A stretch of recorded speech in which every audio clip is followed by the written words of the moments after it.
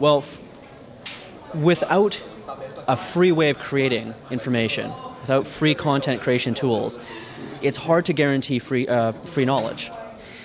The relationship between the two comes from the incentives that people have for storing the storage formats for data. So if I have a proprietary, a non-free piece of software, my goal is to keep people using it. And one of the primary ways of doing that is ensuring that when you save your information using my software, it can only be opened again with my software. And that when I release a new version of my software, I force you to upgrade by making the new file format incompatible. So what happens as users is we use this non-free proprietary technology and we no longer own our data. We no longer own our information. And this means that knowledge simply cannot be free. It also means that people that can't have access to the software, either for political reasons or economic reasons, are locked out. With free software, a couple of things happen. Number one, we're not incentivated. We have no reason to lock people in with a proprietary format. In fact, quite the opposite. We actually want the formats open. We can't hide them because you can actually see the code. We actually want the formats open because in free software, we grow and the projects benefit as our user base grows. So we're user-oriented and we need to make the users happy. One of the things that makes people happy is having access to their own information on their terms. They decide when to upgrade. They decide which software to use.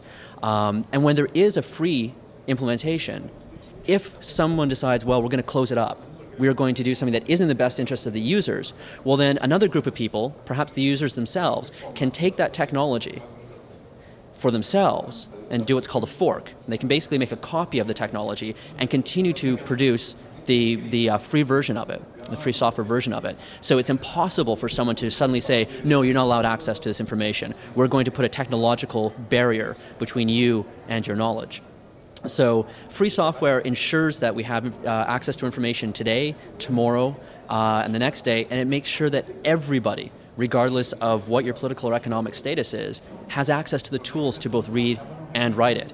I think it's really interesting that companies and governments today have documents that are only 8, 9 years old that they can't open anymore because they use proprietary software to write it, and the companies no longer support that software.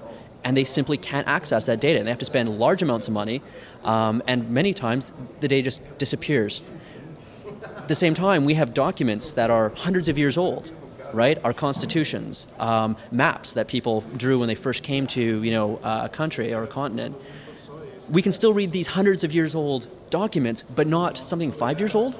There's something very wrong with this. And what's going to happen if we're not careful is we're going to end up with this blind spot. We're going to have all of this documentation of human history until computers.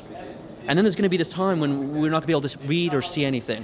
And that's the importance of free knowledge, right? Is for future generations. It's not just us now. It's important today because everybody deserves access to certain types of information, especially public information.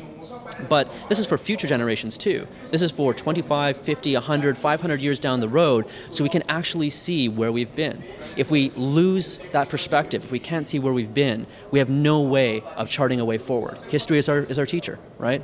And that's one of the really big dangers of proprietary software that leads to this blind spot in our history.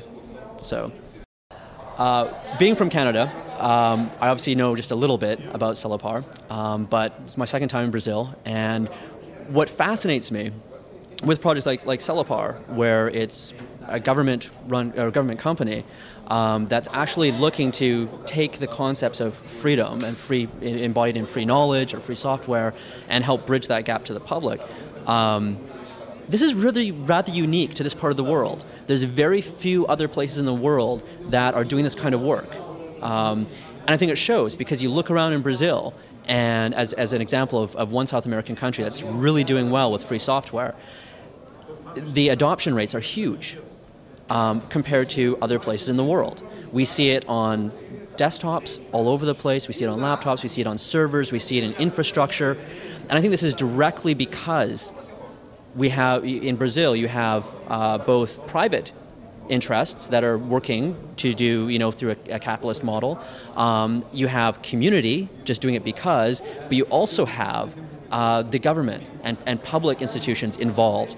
They play a very vital role in getting that information out and supporting the spread and dissemination of free knowledge. And it's directly reflected in the usage of free software in Brazil.